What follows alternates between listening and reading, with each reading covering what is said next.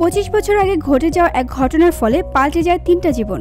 অতীত ফিরে এসে কিভাবে 3টি জীবনের সমীকরণ বদলে দেয় এমনই এক গল্প নিয়ে অমিতাভ ভট্টাচার্য নির্মাণ করতে যাচ্ছেন নতুন সিনেমার নাম ত্রিধারা। সিনেমাটিতে অভিনয় করতে দেখা যাবে চঞ্চল চৌধুরী, কৌশিক গাঙ্গুলি ও ঋতুপর্ণা সেনগুপ্তকে। এই সিনেমার মধ্যে প্রথমবারের মতো একসঙ্গে জুটি বাঁধতে দেখা যাবে চঞ্চল ঋতুপর্ণাকে।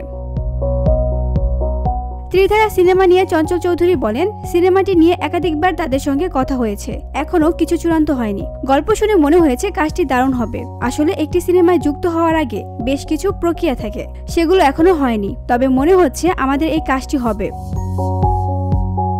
সিনেমা নিয়ে ঋতুপর্ণা সেনগুপ্ত বলেন, এখনো কিছু চূড়ান্ত হয়নি। এমন একটা ছবির কথা ভাবা হচ্ছে ঠিকই, তবে সবটাই নির্ভর করছে পরিস্থিতির উপর। সব ঠিক থাকলেই এই ছবির কাজ শুরু হবে। সবটাই প্রাথমিক পর্যায়ে রয়েছে। বসুন্ধরা, উত্তরা, বনশ্রী, কুড়িল ও বাড্ডা সহ রাজধানীর বিভিন্ন স্থানে অভিজাত ও অত্যাধুনিক মানের ফ্ল্যাট কেনার এক নির্ভরযোগ্য প্রতিষ্ঠান প্লেজেন্ট প্রপার্টিজ লিমিটেড। তাই আপনার স্বপ্নের আবাসনের জন্য আজই যোগাযোগ করুন। Pleasant properties limited, where destiny matches eventually।